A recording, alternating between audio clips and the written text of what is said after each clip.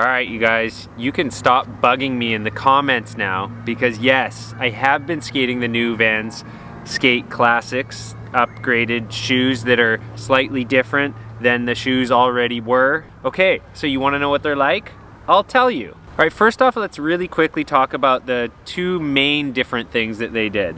So one is an increased tread depth. I don't know how much they increased it, but supposedly that's going to give you more grip for longer, and they're going to last a little bit longer. The other thing they did is they added tongue straps, which to me is actually kind of a big deal, because when I used to skate old schools, I found the tongue would always slip down here. So that immediately solved that problem. These shoes felt a little more snug on the foot, and the tongue stayed right where it's supposed to. All right, getting right into it, tread depth. I mean, has there been any major improvement?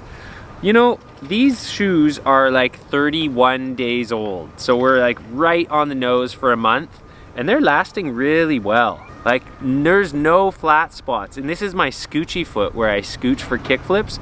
There's no flat spots on it. It's close, but it's not there yet. There's actually still probably a couple weeks of life left in these, easy.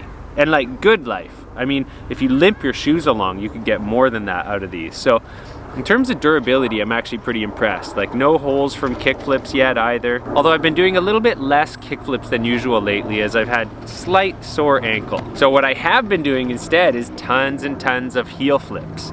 Now, if you guys remember in my Vans old school review from like 3 years ago, I said that they were maybe the worst heel flip shoe ever.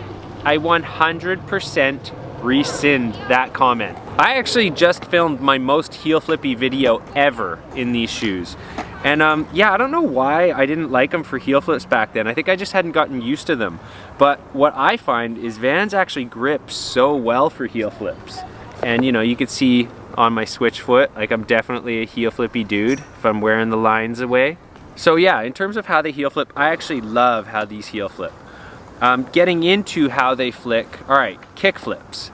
So one of the things that I don't like that much about Vans is actually how much rubber there is here. It's a positive and a negative. So one of the positives is they actually last a really long time. Like, that's surprising that I haven't blown through the side. But the other thing I find about Vans is like, I can't get a really small, little, deft, controlled kickflip in Vans. I can only get all or nothing kickflips. So if I want to do big, fat, floaty kickflips, I love Vans. But if I'm trying to say do like a kickflip into something, which I don't very often because I'm almost 40 and I find it really hard. But if I'm trying to say something like manuals to kickflip out, I find that I have to have so little foot on the board to make it work. Like, it's practically like I have to be like that, which makes it a little bit harder to balance. So that's my only complaint about having so much rubber here, is if I want that small flick, it's kind of hard. Other than that though, I don't actually have very much more to say about these. I mean, the durability for such like a, you know, insubstantial shoe is pretty good. And if you want to know like what I would say, okay, so how much better are they? Well, I would say these shoes are like a 10% upgrade. And so considering how heavily marketed they were, that doesn't sound like very much. But if you take a product that people already like, they're already familiar with, and you change it way too much, you're gonna throw off your customer base. So every once in a while, throwing out 10% improvements on products means your product consistently gets better and you don't freak out your customer base. So what I have to say actually is good job, Vans. I think these are actually a pretty decent shoe. I would absolutely skate another pair, even though my my dinky kickflips have suffered. My lofty ones are good. Yeah, I would skate another pair of these. The only time that I don't like wearing something like an old school is when my board chops me on the foot. That's the only time. But anyways, you guys, I'm done talking about these. If you're interested, get them. If you think they're gonna be like a totally different shoe and you haven't liked Vans in the past, that 10% upgrade is not gonna make a difference to make you like them all of a sudden. It made me like them 10% more. I've worn them in the past, I would wear them again. That's all I have to say. I wanna skate now. So now you can watch footage of me skating a week ago.